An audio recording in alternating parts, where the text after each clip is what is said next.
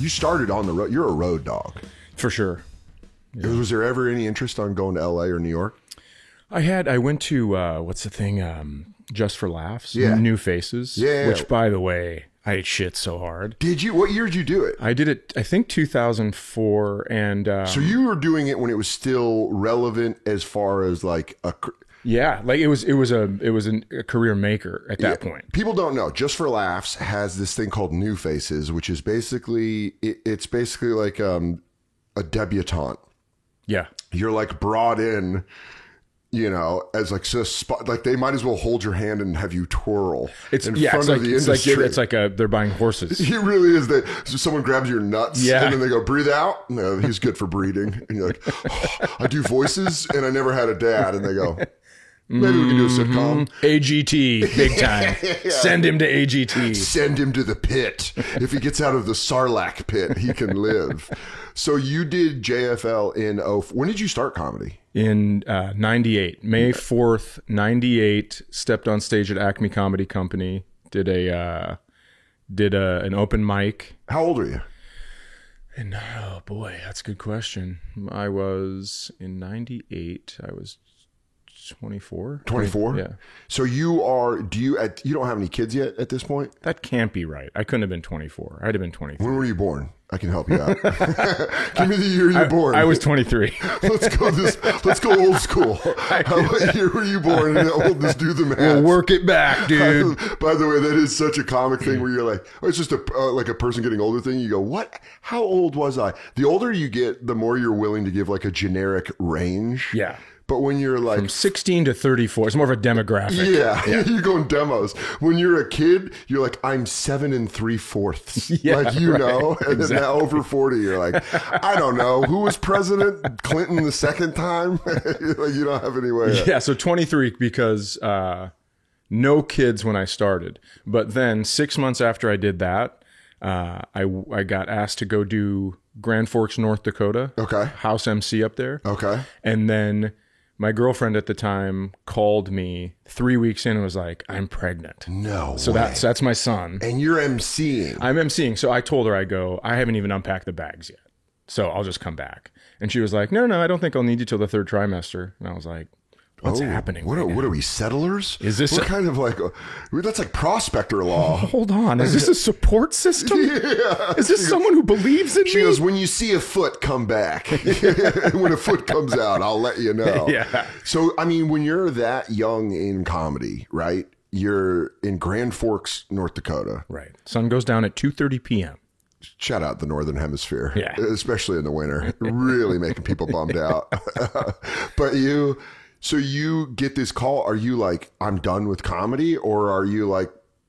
Well, I thought I would be done, yeah. So you thought that was it?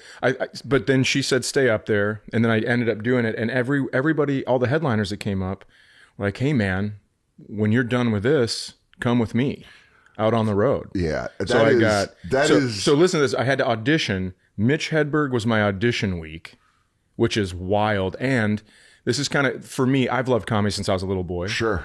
So on the way up there, he stopped at a truck stop and got those blue sunglasses that he kind of became famous for. Yeah, the blue blockers. Yeah. And so he ended up, that was You were there the first moment- weekend he wore them. Yeah. You were there the moment. That's like being around when Elvis put on the jumpsuit. He goes, you guys think this looks a little ridiculous? And they're like, no, that's a cool bedazzled eagle on the back. And Wait you're a like- second. But we have to cover up the eagle with a cape. He goes, I love that idea. You really were in the Mitch Hedberg biopic.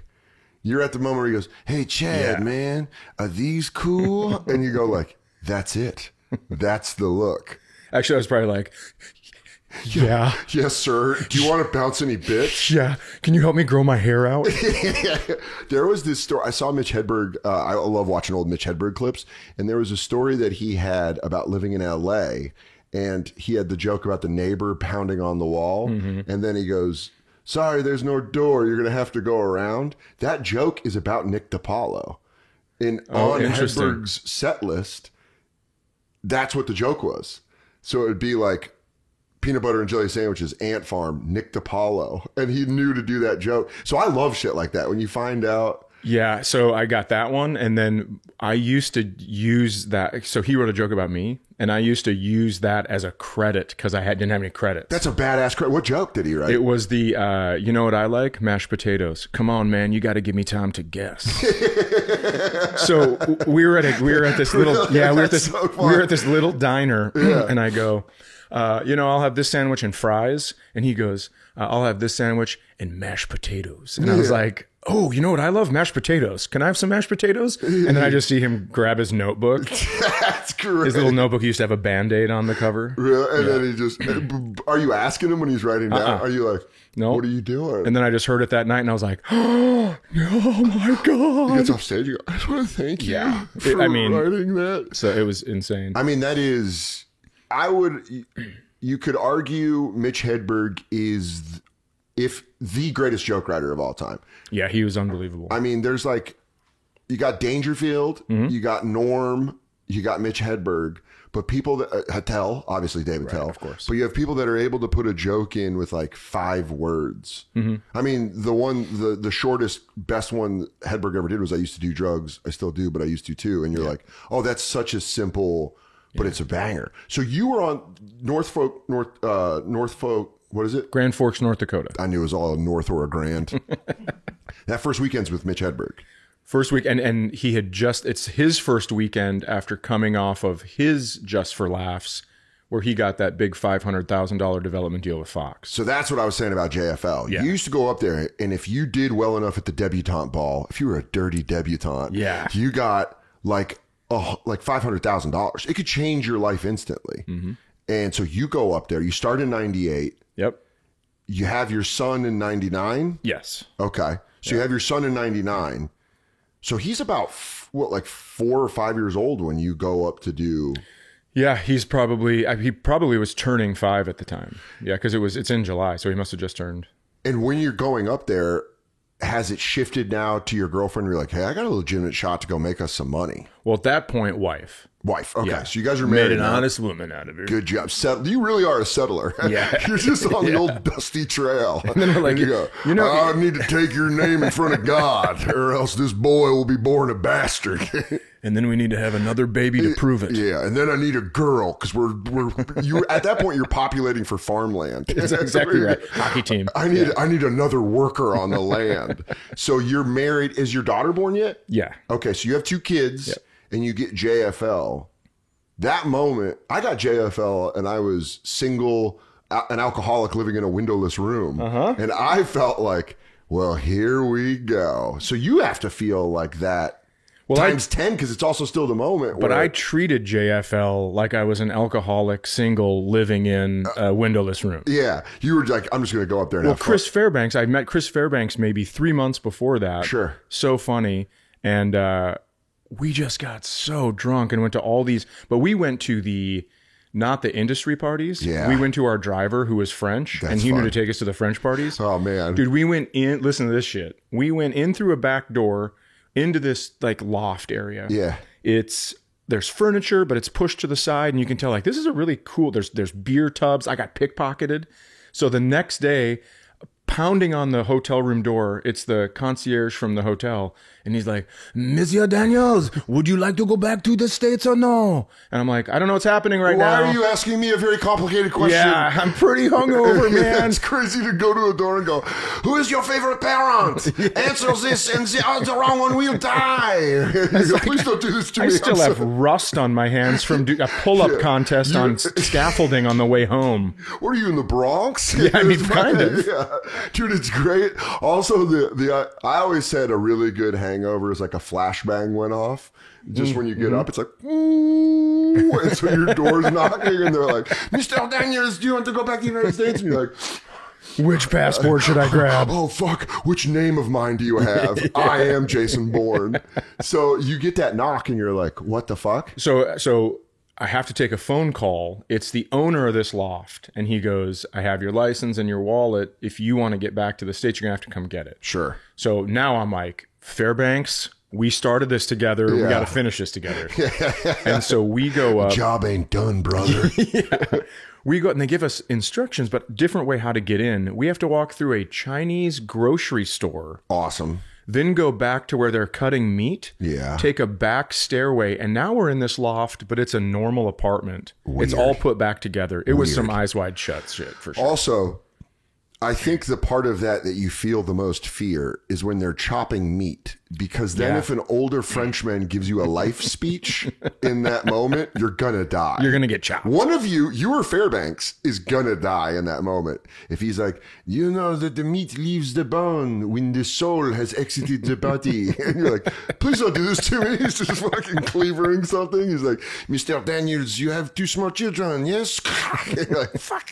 What do you need from me, man? Okay, man, I got a set tonight. You want me to kill him? Yeah, I'll fucking do it. I just met him 3 months ago, dude. That's always my favorite joke in MacGruber, where he's always like, do you want me to suck his dick? I'll suck his dick, man. Just don't fucking kill me. So have you done your set yet? We had done one of them. The warm-up one? No, so we had 2. There wasn't a warm-up. Okay. So Chris and I were on the same show, and then we did one, and we had a host who, his name's Sean, Canadian guy. I'm going to tell you something. He ate shit. He was fucking yelling at the crowd. Yeah. I was just, and I was going first. So I'm like, dude, what's going on out there? I mean, like really yelling at there aren't any jokes. Oh, he's just screaming at them. And he's Canadian. He is Canadian, but I got to come back to him. Okay.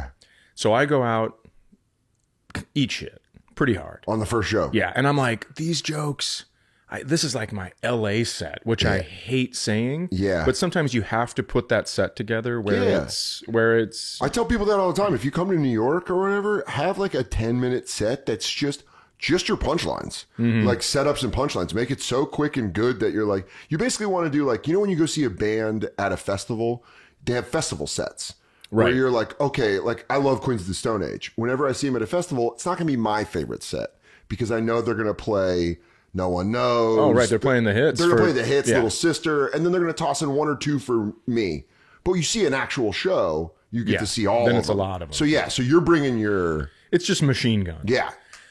And then I get off stage. I'm pissed. I have 2 managers that are talking to me because they saw me do something else. And I was like, what the fuck was that? Yeah. And they go, this is industry. Everybody's writing stuff down. That's why they're not laughing. Yeah, of course. It's all this, they always have bullshit pep talk. There's actually a flu going around and people are sick. There was a no laugh rule just when you were up? I don't know. The prime minister actually came over the radio and said no laughing for 5 minutes because we lost a troop in Taiwan.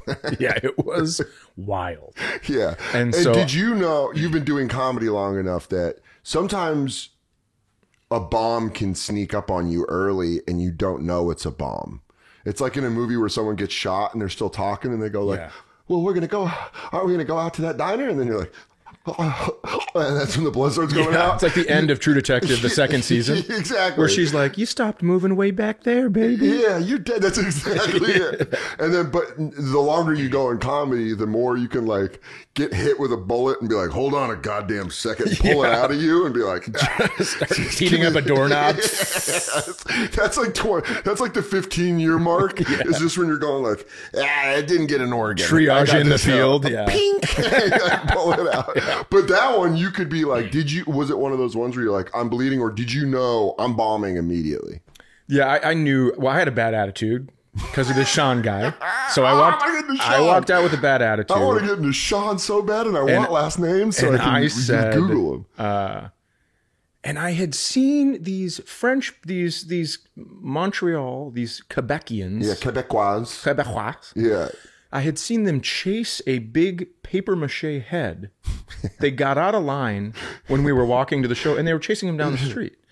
And so I just go, like halfway through, I go, well, listen, just so you guys know, I know that the French sense of humor sucks shit the hardest. Yeah, it really does. It's like what you guys think is, this actually makes me feel better. Dude, I have thought that my entire time going to Montreal. Big J and I used to make fun of it, where you go like, you walk into like an arena with like 26,000 people and it's a French-speaking Canadian comedian and he goes like, myself is wah, wah, wah, wah, wah. And it's just like, bah! It's just doubling over. And then you do a joke and they go like, I do not like that joke. And you're like, fuck. What if I did? Wah, wah, wah, wah, wah. Meow, meow, meow, meow, meow. They're like, this man gets it. So you say that mid-set. How do they take it? Hated it worse. And then I start piling on. Yeah. And then at the end, I just go, so where do I stand to get my deal? Is it over here? That's hilarious. Well, because I knew I just eaten shit so hard. So now it's for... But you're being funny. Sure. I hosted Just for Laughs once, a couple years ago, and I saw a guy bomb and do that sincerely. Where he didn't go That's a bummer. Like, I'm not going to go stand over here for my deal. He went, I'll see you at the Hyatt bar. Neat tequila, 2 limes. And we each had our own mic. Oh, no. And I didn't realize my mic was high enough. And I was walking back on stage and go, what the fuck was that? Like, as we were passing each other. Because it was like, dude, you did not have the set to be like, buy me a drink. Peace out. It was like, dude, you so you saying that's hilarious. You being like, that's where do I stand for my deal? What's the meanest thing you've said when you're bombing to an audience? Do you remember? It involves death. You like wish death on them? I'm sure. Yeah. Have you ever said anything that was like, I think one of the meanest things I've ever said is one time I did a weekend in San Antonio at the River Center Comedy Club, which is massive. And it was right when I started headlining. So there's maybe 30 people in a room that sat 400. And I bombed all weekend. And finally, I was like, Sunday show, I was like, I'm going to do new stuff I want to do. And I ate it the hardest on Sunday. And at one point, there was like maybe 15 people in the audience. And I went, you know what? I don't believe your guys' opinion on that joke. Because you're the kind of people that come in vacation in San Antonio. And this one guy goes, hey. And I just remember being like, that caught me as a moment where I went like, yeah, I'm sorry, man. That was me. And that guy's like, dude, I brought my wife. And she didn't know until that moment. Yeah, she went, what? I thought we were in the French Riviera. What with that river walk? I hope you're enjoying the episode. Which episode is this? God only knows. This is a generic promo. I'm on the road. February 3rd, New York Comedy Club in Stamford. February 4th, the Funny Bone in Hartford. February 17th, I am at the Wilbur in Boston. There are 2 shows. First show sold out. Second show, tickets are available. dansoder.com. And then Cleveland Hilarities, February 22nd through the 24th. All at dansoder.com. Let's get back to that episode.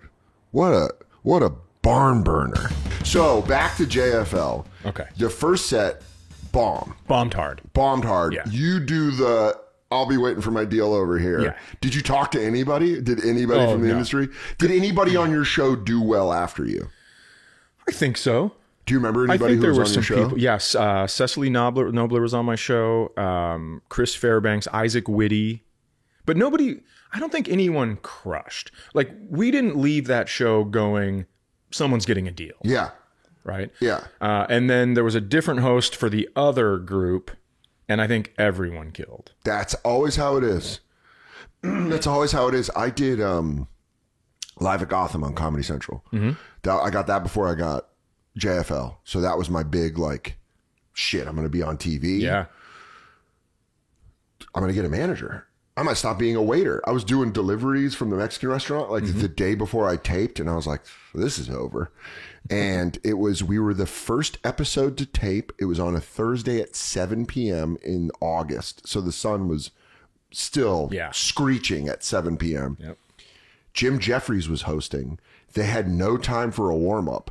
So they just sent Jim Jeffries out there. And Jim Jeffries, admittedly after, was like, I'm not a host. He's like, I don't even know what day it was.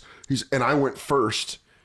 And that whole show, it didn't go bad, but it didn't go good. And it was a TV taping. And it was like me, Jason Good, Joe Mandy, I think Glenn Wool. There's a couple people on there that were like really funny comics. And none of us felt like we did well. The second show, there's the bar downstairs at Gotham. Mm-hmm. So that's where we're hanging out. The second show, Bobby Lee was hosting. It was like D'Elia, Eliza Schlesinger. It was like all the LA people murdering. Of course. Murdering. And I'll never forget Jim Jeffries going, every time one of these cunts gets an applause break, I'm doing a shot. And it was like, and you just hear like, and he'd go, shot. And then people are just, like an Old West bar. They're just pouring it Leave for him. the bottle. Dude, it was wild. Because we all had that feeling of like, can we do it again? And then you watch the second group go and you're like, fuck, you guys are crushing. We just need our own Bobby Lee. Dude, he was Bobby Lee. Oh, hosting? It was nuts. He gets everybody ready to go. It was like through the floorboards you could hear it. Jesus. And then we were all just double elbowed on the bar, sitting down there watching the monitor going like, fuck. It was wild. So the second show crushes. And and that's the night you go to the French party. Yeah. Yeah, because we're driving back and he goes, so our driver goes, you guys going to go to the bar and meet up all the industry? And we're like, no, no one wants to talk to us. Yeah. Can we go? You should have seen the show. Yeah. I was like, are you going to a party? And he goes, I can bring you to the street performer party. Not thinking that's where the pickpockets are. Also, you want to talk about a place shadier than stand-up comedians is street performers. Yeah. But those are it was legit awesome. Circus folk. I will tell you this. The guy that I think pickpocketed me and took my money, but also didn't throw away my wallet, which was really nice. What a very Canadian pickpocket. And then I think he bought me a drink. I think he bought me a beer. Let me buy you a drink. Yes. He was the guy in the paper hat running around. I have a long day of being chased by French people. Yeah. French Canadians love the paper mache hat. I am very tired. What are you drinking? Also, your wallet was hanging out of your pocket. I always wonder with pickpocket. I've never been pickpocketed. Hopefully it'll never happen. You didn't feel it at all? I got bumped, but it was a really close quarter area. Got it. And so when I got bumped, and then I saw it was that guy that bumped me. And then a little while longer, he is buying beer. And he goes, can I get you one? And I was like, oh. So thinking back. So you already, okay. No, thinking back. When did you realize it was gone? When I got that phone call in the morning. I was fucking hammered. That is a real, I mean, that's a blessing. Because you like, you don't go through the panic of, right. If you're blacked out and you realize your wallet's gone, the night takes a different turn. Yeah, we weren't blacked out. I mean, we ran home, and every time there was scaffolding, did a pull-up. It was ridiculous. Damn, you definitely were in your like 20s. Yeah. That's such like I still have strength of I'm still in my athletic prowess. Yeah. Because 40. Don't believe me? Watch this. What is that, tetanus? I'll just suck it out. Oh, whatever. I don't even have a wallet. I'm not even checking if I have a wallet. But you get to your 40s and you go like, I'm not doing that. You're constantly. Yeah. I'm constantly feeling my lymph nodes at 40. I'm going, would you like to go for a walk? Hold on. Let me check for my wallet. Yep. And my reading glasses. Yeah. Okay. Yeah, let me find my cheaters. Yeah. You got one here, one here. Yeah. So the next show, different host, same guy. Different host, had a much better set. Well, can we talk about Sean finally? But I got to tell you this part. Fairbanks in the second show, and I will never forget this. I'm standing next to a guy that wants to manage him and is taller than me. Okay. And so I'm standing right next to him. And Fairbanks ends the show. Fairbanks is pretty scatterbrained anyways when he's on stage. Sure. Really funny, like fleeting. And he's like, well, you ever have a great opportunity, but then you drink way too much with Chad Daniels and forget your closer? Anyways, good night. He leaves stage, and I can just feel it's almost like a street lamp in a cartoon. You're like, why is it you're like, why is my left side of my face so hot right now? This is amazing. So I just look up, and he just gives me one of these. And I'm like, he's an adult. Yeah. So, Sean, I'm at this festival up by Toronto, and he's there. And this is before or after Montreal? This is after Montreal. So you got a bone to pick with this guy. This is maybe 12 years after Montreal. I mean, maybe even 15. So this is like 2016. Yeah, something like that. And so I'm up there. Here's my question to you, Okay. and this is just honest. We're just sitting in my giant boy room having a conversation. Which you got to open your basketball cards because I do want to see what you got. Do you harbor resentment 15 years later? Not even a little bit. Not at all. But I did have a question. So you're not mad at this guy at all? No, because I then saw his Comedy Central Presents. I saw him in a couple movies. And then when they told me he was going to be there, I was like, oh, sweet. Because his Comedy Central Presents is really funny. Okay, great. And so he goes on stage, and I'm standing in the back, and I'm hands on knees laughing. Oh, wow. Yeah. Because these guys had a bad show. Yes. So I ask him afterwards, we're drinking, and I go, hey man, so funny, loved you in this, loved you in this. I have a question. I go, do you remember? Dude, I love it because there is a little bit of an element of like when you're trying to hook up with a girl and you have to make that turn of like, I want to be sexual now. Yeah. And you have to go like, that's crazy. You went to school for nursing. Do you want to go hang out? Like, that's what you're doing. Do you with this know guy. how to milk a prostate? Yeah. Have you ever, are you cool with cum on your knees? And she's like, what? I've never even heard of that. So you have to do that like pivot where you go like, now the real question I have, 2004. Yeah. And I'm like, you're hosting Just for Laughs. Which he probably definitely remembers. He head in hand, just goes down like this and he goes, oh my God, don't tell me you were on that show. And I go, I followed you, dude. Oh. And he goes, oh my God. And he goes, I had just got broken up with. Yeah. And I was in the darkest place of my life. And it was like touch and go whether or not I wasn't going to step into traffic. And he was just, he goes, I got on that show, thought that would help. Soon as I got up there, they didn't laugh at my first joke. And I just went into a darkness. And I was like, all right, man. It's like a documentary where they put someone face to face after like all these years and they go like, yeah. I didn't really realize you were going through something. Doc Gooden and Daryl Strawberry. Yeah, they go, whoa, man, you really needed help too. Yeah. I always think about that where it's like the Boom Boom Mancini documentary about the guy that he killed son, like interviews Boom Boom. And then it's that interview where they go like, I didn't realize it was hard for you too. Like that. Sean's going like, I didn't know. I really messed up. I know I probably did, but now I'm face to face with you and I'm sorry. Did it feel good?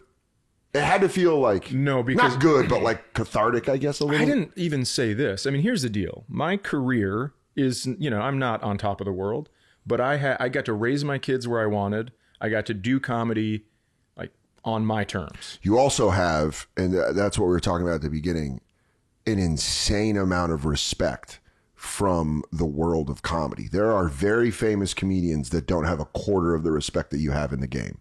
Well, where I'm talking about like very good comics, when they talk about you, are like, dude, Chad Daniels is the shit. So it's like, that is, that's great that you have that mindset that you're like, I got what I wanted. You got to do comedy your way. You raised your kids where you wanted to, how you wanted to. Yeah. And you're not dead of heroin or some shit. Yeah. I mean, I don't, who knows what, if I would have had a good, so who knows what would have happened, but sure. All I know is it happened how it happened. Yeah. And I love my life. So it's like tough to think about. You look back and you go like, you can get mad. I think that's what eats some people up in any business is I think you can look back at opportunities that are missed and gone like, you can sit in that and be like, well, this is what should have been. But you're like, well, it's not what is. I mean, I do that all the time. I did that forever with my dad because my dad was just completely absentee. Yeah, you and I have similar stories there. Yeah, your pops split. Mm-hmm. How old are you when your dad took off? 15, but he stole my identity and ruined my credit and all that shit. So it was like... Dad of the year! He didn't just leave. He fucking lay off. What? Were your parents divorced when he left? Yeah, they had just gotten divorced. So, I guess it wasn't even then. It was like... He was in and out from 15 to 21. He lived 6 blocks away, and my sister and I didn't see him for like 9 months at a time. And he would just be 2 blocks away. Yeah, we're very close, yeah. Did he start a new family? No, but he would always, around the holidays, find a woman to start smooth talking so she could buy our Christmas presents. I'm going to tell you right now, that woman absolutely would have been my mom because the absolute, and I love my mom. I think she is great. I think she's incredibly intelligent, emotional intelligence. Yeah. You can trick her. Like if you're a guy, you can trick Trish. And I absolutely would have, your dad, and here's the thing, I would have been encouraging that. Okay. She would have, what was your dad's name? Steve. She would have been like, this guy Steve. I'd be like, bring Steve over for Christmas. I would have been like, because I was just at home like, huh? Landed? Come on. We got room. So it was hard for you too. Well, yeah. It was also difficult for me because Steve left. And I was calling him Chad the whole time. So how did you find out that he took your ID? I tried to get a car loan and they were like, I don't think so. So I owed my mom, it was something insane like $40,000 in child support, but because he had switched that to my name, It was wild. So you were on the bill for child support? Can I just say, as someone whose dad also didn't pay child support, it's very funny. It's very funny to put the child support bill in the kid's name. Do it. Yeah, you go, but this is support for me.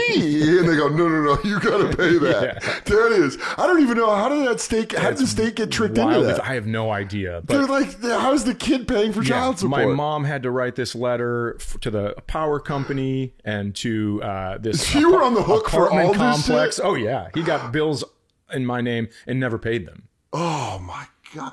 Did you ever talk to him about it? No. Did he die before you could? Yes. Damn it. Because what a conversation. I know. Do you ever what were you thinking, Steve-O? Stevie Weeby, what are we doing, bud? Are you ever, like, I do this with my dad sometimes where I'll like be on a long drive and be like, what would it have looked like?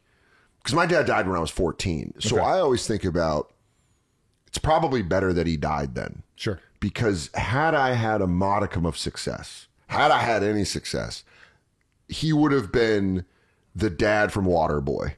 He would have shown up and been like, that's my boy. Yeah, I always knew you was funny. And I think I would have gotten very angry and violent and been like, oh, now you come back. Right. Do you ever do that with your dad of like, I would ask him why do that to your kid? Because he knows what he's doing. Right. Of course. He like took your name. He gave you the name. Right. And then he's using it to fucking rack up. They're handing my mom my social security card to the hospital. He goes, I'll take that. No, I'll do that. I got that one. Yeah, all right. And he starts memorizing the number. 047. I mean, he also stole, he had a classmate that died in a motorcycle accident. He called that guy's parents and was like, so I work for the state. You guys have some compensation coming. And so all I need are some numbers, like his social security number. And he stole his identity. Damn. Yeah. Damn. I come from pretty good stock. So I love that, dude. Yeah. I always love seeing like how people cheat the system. And when it's through death and love. Good job, Mr. Daniels. Yeah, like, pretty good. Did you, when you, so you start finding this out when?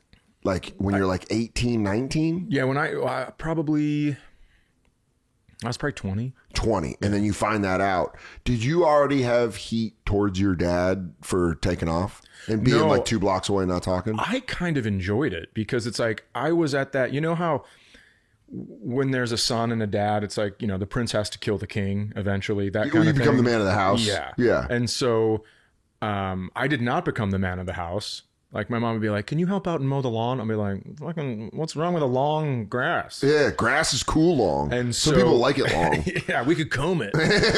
And so I didn't do any of that shit, which I do feel bad about that. Yeah. But I also didn't have somebody else with all these preconceived notions of what manhood is telling me what to do. Sure. So that was nice. Yeah, because it's kind of like, I'll play it by ear. Yeah. I'm going to kind of learn what I did. I'm going to pick and choose. Yeah. I'm going to go, oh, this guy does this. I like that. That's nice. Yeah. And so you were 15 when your dad took off? Yeah. Yeah. So I think you're around it when you're younger. Because I think when you're under 11, 12 years old, that's when you look to like your dad to be like, and what do I do in this situation? Mm-hmm. You like kind of mimic. You know what I mean? That's why I had like, mine was like 50 different seasonings. I was like, well, my stepdad Nick did this, but then her boyfriend Joe did that. It's an allspice. Yeah. I'm like learning how to play. I'm Mrs. Dash, baby. I got a little bit of everything in it. But I think that was like my resentment by the age of 15 was already built up because I'm like, oh, you took off. I didn't learn any of that. And then you died. But you have a thing of like, oh, you took off. I kind of enjoyed it, but at a price. Then you come back a little bit. I mean, he had me help him steal a car with, I didn't know that though. So I finally got a car loan after I cleared my name. Sure. Got a car. Something was wrong with the engine. So I had to bring it back. They gave me a rental car. Then he called and was like, hey, you should come get lunch. So I went and got lunch. And you're still talking to him. Yeah. Yep. After you. He's very charming. Dude, let me tell you right now, if you have a shitty dad, I bet they're a fun hang. Yeah. There's something about fun hangs that make. Yeah. That's why I'm not having kids. It's because they make really shitty dads.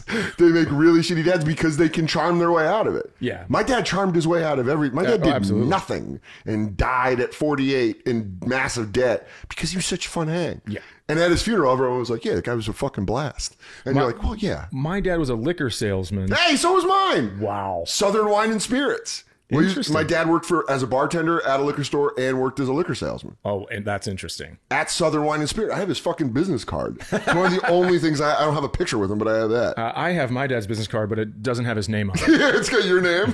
You go, turns out I actually worked for Southern Wine and Spirits for a little bit. So his 8th DUI. 8? Yeah. Man, you can tell you're from the North.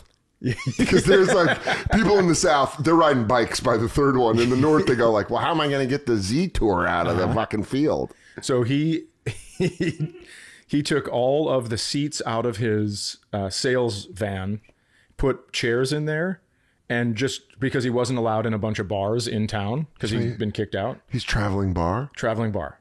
That's awesome. And he gets a DUI.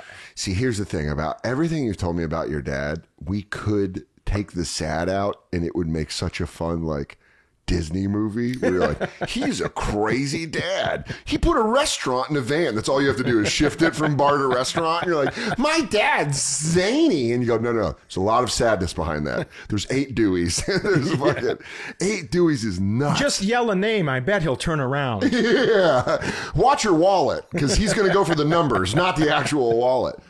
So when he helps you steal this car, you go to get lunch with him. You go get lunch. He goes, hey, I got to put something in your car. Takes the keys. I've told the story a million times, so I'm buzzing through it.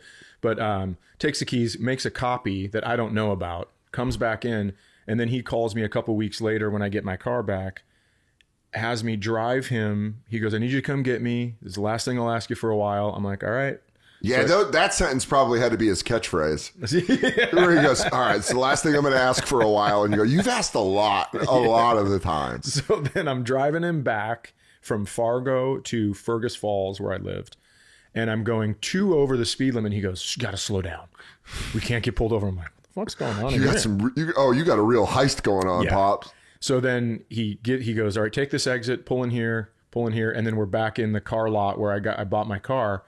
And he goes, where's that car that you rented? And I go, I don't know. It was a Ford, blah, blah, blah. And then he goes, all right there. And he took his driver, there was frost on the windshield. He took his driver's license out and scraped it. And that was one of those things where I was like, all right, I'll keep that. Yeah. You go, cool, driver's license, ice scrape. I'm not going to steal cars, but I'm going to keep that one for later. That's a pretty cool. Thanks, Dad. Yeah. He's dadding in the weirdest times. You go, huh. You watching this, son? Yeah. Now I'm scraping down. Don't want to scrape up. You'll break it if you scrape up. You got to scrape down. Yeah. Go with the grain. With the grain. It's his shaving. That's him teaching you how to shave.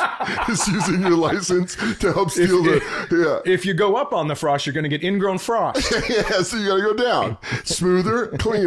You go, oh. Yeah, I'm like, So actually, he does it. Clearly, he never taught me. Yeah, both of us never learned. I won't take a razor to my face because Daddy never taught me. So now I just buzz it off like a woman. So he does the ice thing, and then are you like he hops in the car, and you know it's your rental car because it was your rental car. Yeah. And he hops in the car, and he goes, "All right, follow me out here."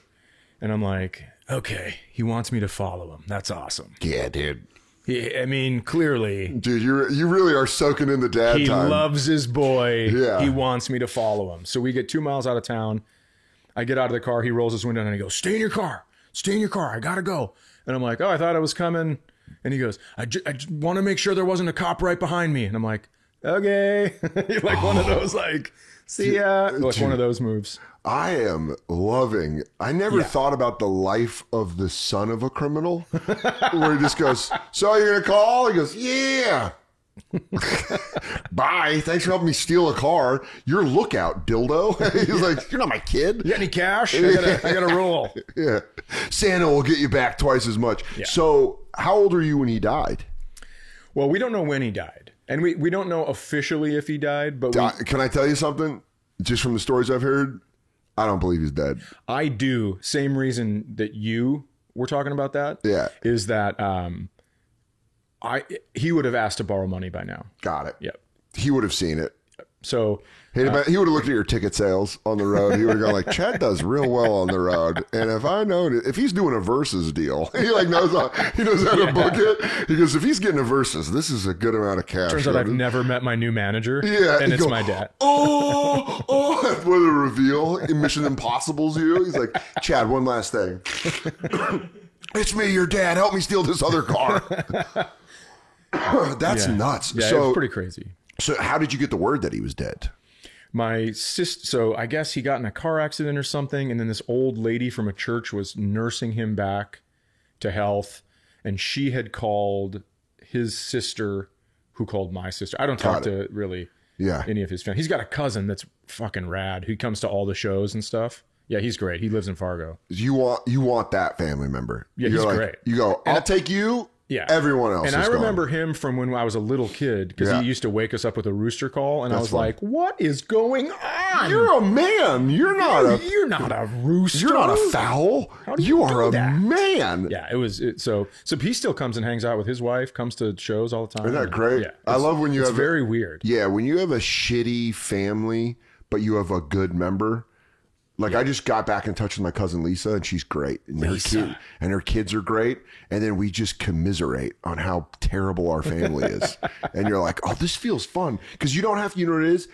It's like someone else watched the same show that you did, so you don't have to catch anyone up. Like Katie, right. I gotta catch her up on all the characters. Yeah, I gotta go. Season 10, right. This guy was bad, but now he's good. And then my cousin Lisa, you're like, all the players, you know how it went down, and you're learning other stuff. Yeah. It's like sideshows, like Better Call Saul. You go, oh, I didn't know it led to that. That's cool. Well, there was a spinoff.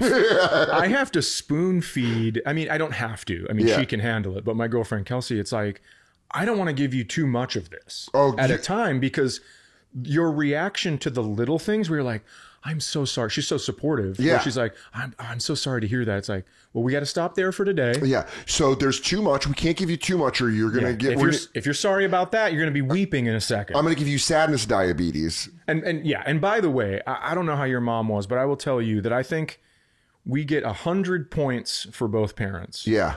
And they get spread out however they're going to get spread out. And my mom was a 97, man. I love that. I would probably say my mom was at 96. Yeah. I would put her around the same thing. Maybe 95 because my dad was there for the first 3 or 4 years of my life, hardcore, and then gone. Sure. So yeah, I'd give her about the same, 97. Yeah, and then her family was great. That's where we spent all the holidays and all that stuff. So my mom's family's lights out. I missed absolutely nothing. So when people hear these stories, they're like, Jesus Christ, man, how did you survive? It's like, I didn't miss anything. I've never met anyone like you because we have a very similar thing in the fact that the damage that was done wasn't so close and permanent that it fucked everything up. Right. But it's something that you can touch down on and go like, that was super fucked up. Yeah. Because my dad was gone. So my mom raised me in the suburbs of Denver.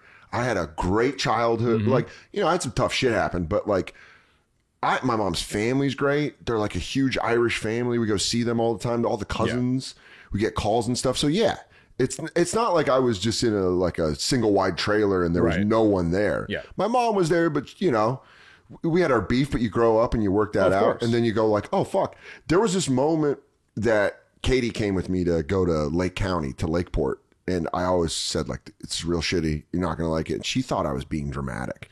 And she's from, she's from near Boston. So she was like, I don't think it's that bad. And then she went like, oh, boy. And I go, yeah, I didn't want to like completely undersell it. But she saw it. And in that trip, there was this moment where I was like, oh, I'm so glad I have the mom that I have.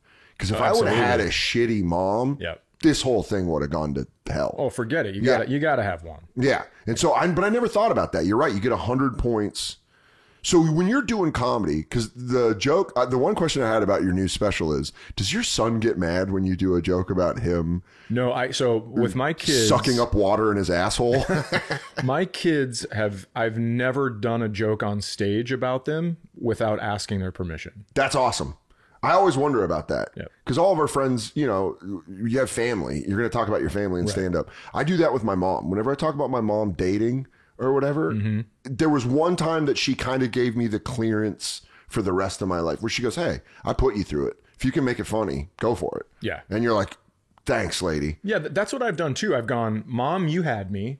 Sister, you're part of the reason I'm doing this. Yeah. And then at the time when I was married, I'd be like, wife, you knew what you were getting into, Sure. but the kids did not. Yeah. So yeah, the kids were born into it. You got to ask them. And you know what's weird is I've only had one thing that I couldn't talk about, and it was my daughter just said, no thanks. And I'm like, all right, great. And that's awesome. And I'll tell you what, that probably did a lot for her as far as your guys' relationship, where she was like, thanks for understanding I have a boundary and I didn't want to do that. I mean, the kids have the power in that stuff. Yeah. I bet there's a lot of comics that don't do that, dude. I bet there's a lot of comics that just talk about their kids and they're like, what the fuck, dude? I didn't say yes to that. And you're like, well, guess what? It's on Comedy Central, so deal with that shit. But there was, I'm trying to think if there's something happened to us during the pandemic that's a bit that I'm putting out on my new YouTube special in March. But it happened. And when it happened, I went, it's kind of funny. And she goes, don't. And then like a month later, I was sitting in the living room. She comes out, she goes, I think you need to tell that story. Oh, nice. And so I waited. I didn't talk about it. But the second she said I could go, I was like, sick. Now I'm going to work this out into a bit. And sometimes you have to write it out and present it. Yeah. Just to go like, this is what I'm going to talk about in this. Yeah. I will leave this part out or whatever. So are you happy you never moved to LA or New York? I am. Yeah. Yeah. And you're locked now. You don't have to. You got out of it. I just, I didn't want to go out there because, my kids were little. Sure. And I wanted to give them some.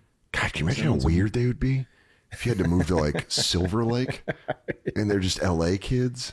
And they're like, Dad, is it pilot season? Like how they know my seasonal depression ends around pilot season.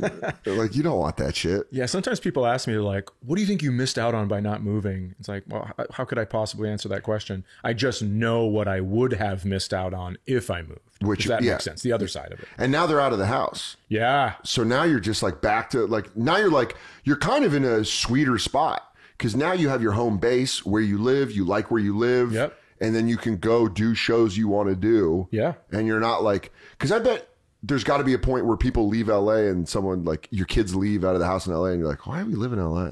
I'm positive. Yeah. Yeah. Like we like living in New York because it's just like, oh, there's just the two of us and a dog. Mm-hmm. There's not, but like if we had kids, I don't know if I would want to live here. Yeah. To raise your kids and you're like, hey, Dad, I saw a guy's dick on the D train. And you're like, and let's sit down and talk about the birds and the bees. Some men do fentanyl and like to play with their soft penis at Rockefeller Center.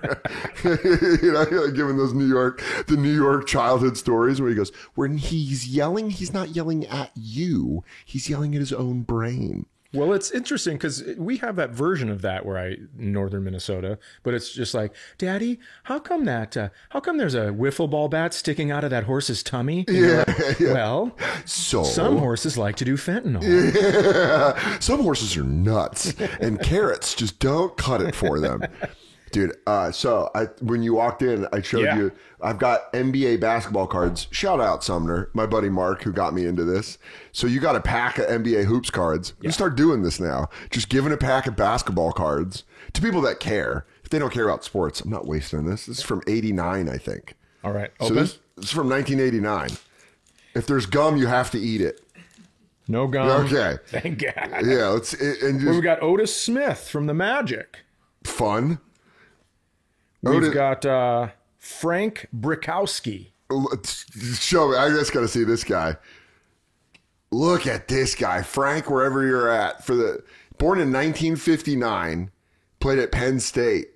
This guy has been touched. I mean, look at that. Look at that hair. If that's your dad, you're like, all right, Dad, look at you with that mullet. Am I going to have arms like that, Dad? Yeah. 89 All-Star Game, John Stockton. That's big. You're going to want to hold on to that. He doesn't believe in COVID, so probably keep that around in case he dies of it. Dave Hoppen. Dude, the best part of these cards is you don't realize how many crusty white dudes were in the NBA in the 80s that just, this guy never gets... Sorry, Dave. I don't care how good you are at Nebraska. You're not getting a call to the league in 2023. We got a coach, Del Harris. That's huge. Look at Del Harris. This is great. They had coaches cards. We have 89 NBA All-Star Game. My finger hurts just in case I play poorly, Patrick Ewing. Yeah, dude. I sweat like him in the bedroom. It's just constant dumping of sweat. Moreland Wiley. That sounds made up. That sounds like a name your dad stole. You know, my dad wanted to name me Elgin after Elgin Baylor. Wait, really? First of all, my dad goes, I think we should get an abortion. Here's the money. And my mom was like, no, thanks, but I will keep this for a car seat. Great. And then he goes, well, if you're not going to kill him, how about Elgin? Let's just get him beat up a lot. What a fucking nerd. Is there any way we could get him real hurt? Yeah. My dad suggested the name Buck. So that's we could have been Elgin and Buck right now. What is with dads that leave like they need a reason? Because they know they're going. Yeah. How come you left? Because his fucking name's Elgin. What do you think? I'm going to raise a buck? Yeah. Guy's not even. Who you got? Harold Presley. Okay. Harold Presley. I want to kind of do a follow up just to see where all these guys are at. Where you go like, yeah, this is Harold. You just call him. You go, Harold Presley. Did you play for the Kings? He goes, back in the 80s. How can I help you? Did that go? Were you a third round pick? Were you a first round pick out of Villanova? He goes, most certainly was. Now, who is this? Go, well, I found your name in a card deck. Let me ask again. Do you need to rent a car? Or yeah. 89 NBA All-Star game. We've got an Irvin, no Magic Johnson. I mean, this is crazy. Is that how you spell Irvin? Yeah. Okay. Yeah, Earvin. All right. I think he was Magic, but I think this was still in the point where it was like, well, that's too black to put on a card. So they were like, this feels like the white people were like, no, we're not going to do that. Who is that? Who does it? Is it Tops? No, it's Hoops. NBA Hoops. Dude, I'm not going to lie. As far as a pack is going, you are fucking lighting it up. Look at how small the crusty pile is versus the good pile. Yeah. Mark Eaton. Now, if you don't know Mark Eaton, I'll put that in the Mark Eaton is an all-star. Ralph Sampson. I mean, here's the thing. I remember him because he's a coach, I think. I think he coached. He was a Golden State Warrior, so I know all the old Warriors. I remember him playing. Oh, nice. Because this is before I switched to a Nuggets fan in '93. So I remember Ralph Sampson. Lafayette Lever or Lever? Excuse me. Lafayette. I didn't watch a lot of, but Denver Nuggets. Great. I'm holding on to this one. Lafayette Lever. That sounds like we're coming up with all these good fake names. Whoa, look at this, though. Tyrone Corbin, Timberwolves, expansion draft choice. Come on. For you? Yeah, I know. Dude, you got to hold on to that one. Hold on to that one. Are you a big Wolves fan? Here's another. I've been to 2 Wolves games in my life. I went with Kelsey last year because we moved to Minneapolis and we lived very close at the time to the Target Center. So we walked down there and we went and watched the Golden State Warriors so I could yell at Steph Curry. Missed a ton of threes. I felt really good about it. You did your job. Yeah, I did. And I bet the Timberwolves felt that. Yeah, and then they won in an overtime rebound dunk putback situation. That's great. At the buzzer. So that was very fun. And then the other one, my dad told us that he got us Bulls. This is when the Timberwolves were playing in the Metrodome where the Twins played. Yeah. Because they didn't have a stadium yet. When they left the fan on so Kirby Puckett could hit that home run in the World Series. Yeah, that's right. Everyone knows you guys cheated for that. I don't think so. We will see you tomorrow night. That was awesome, though. That was fantastic. Kirby Puckett fucking ruled. Yeah. I mean, problem off the field, but we're just talking about baseball. So that guy was a real problem outside of the diamond. So he goes, I won these tickets at work. They are courtside. And I'm like, oh my God, I'm at school. I'm talking shit. Got courtside tickets. There's this group of boys that were very nice, but wealthy. Sure. And so they were like, yeah, we're third row. Where are you? And I'm like, no big deal, courtside. So then we're driving down there and we get to the game and we walk in and I'm like, court's this way. Court. And my dad was like, yeah. So I found out later, my mom told me, he gave me an excuse, but he had lost them gambling and had to buy makeup tickets. So there actually were courtside tickets. And he lost them gambling and we had to walk, dude, the wall of the Metrodome was our backrest. We were way at the top. Yeah. I've done basketball games like that. It was brutal. Those are brutal because you basically are like, I should be watching this at home. Yeah, and now I'm in. And you also talked a lot of shit at school. I've talked so much shit that I go home and I'm like, how am I going to take a picture of this Michael Jordan poster where he's dunking to make it look like I was at the game? You just put your head. Like my sister, hey, can you get in there a little bit? Yeah, okay, get your cool. hair in there. Now we're going to act like, let's change the lighting a little bit. Fucking brutal, dude, man. That's nuts. Michael Cage. from the now defunct Supersonics. Look at that Jerry curl. Yeah. Oh my God. Just let your soul glow. Did you see when they did the Tiny Desk concert and that guy sang it? It was great. It was not too long ago. But the guy that sings that song does not look like what you think he would look like. Absolutely. Hold on, let me find it. I'm going to find the Soul Glow from the Tiny Desk concert. And can we just quickly talk about that this March, you have a special coming out on YouTube, but also on Netflix is Beverly Hills Cop. It looks not bad. Rebirth. It doesn't look bad. I just love that Serge is in it still. Yeah, he is. Serge. Serge. Hold on. Tiny Desk concert. Get out of here. Did you know any of your friends, your dad's friends? Yeah, I got... I could tell that. But now that I see him singing it, I can totally get on board with it. Yeah. Now you... But when you first see that, you go like... What the fuck? You like see that, you go like, are you fucking kidding me? Like it blew my mind. I was like, that's the guy that sings Soul Glow? But yeah, he had some Soul Glow. And your last one was Jim. And another coach. Get him out of here. But from the Sixers. I got to give this to Jay. Big Jay will love this because this guy looks crusty as hell. And I'm sure Jay knew about him. Jim Limnum. Yeah. Jim Limnum. I'll see him tonight. Yeah, dude. Well, this is the crusty pile. You take the good pile. I'm going to take the good pile. And then I think we're just going to keep like amassing the shitty cards and then we'll just give them away to somebody if they want it. If they want it. Chad, you're one of my favorite comics to watch. The new special Mixed Reviews on YouTube right now. Go give it a watch. I guarantee you will not be disappointed. He's a phenomenal stand-up comedian. You tape 2 in one weekend. I tape 2 in one night, yeah. In one night. And can I just say from the comedy community, fuck off, because you're making us look bad. When does the second one come out? I don't know yet. Netflix bought it. They did? Yeah. Dude, congratulations. Because you did the right thing. YouTube to push the numbers to people that don't have it. And then the Netflix one... That's fucking awesome. Yeah, so hopefully that'll go great. And then I'm shooting again March 2nd. Just to try. Stop! No. But then I'm taking my kid's getting married and I'm taking a break. Oh, really? Yeah. Congratulations. Thanks. Are you father of the bride or father of the groom? Father of the groom. The groom. Yep. Nice, It's dude. in Mexico. So just going to go down there. I don't have any responsibilities. I think I have to be in a dance contest with the father of the bride. But You're going to smoke them. I don't think so. I'm not a good dancer. Well, that's where you and Kelsey got to work on it. You got to work on... She's a very good dancer. You have to work on a routine. Yeah. So you can come out and do, and then you just have like in your living room, Kelsey would be going 1, 2, 3, 4, 1, 2, and you go with a little crop whip. Yeah, it goes again, chasse. Like those just saying commands you don't know. Right foot up. God damn it, Chad, we've been here. This feels like Montreal just for laughs. Is your name Sean? Are you going through stuff? I really appreciate you coming by. Thanks for having me. This was awesome. It was a very fun hang. Absolutely. Hell yeah, that's it.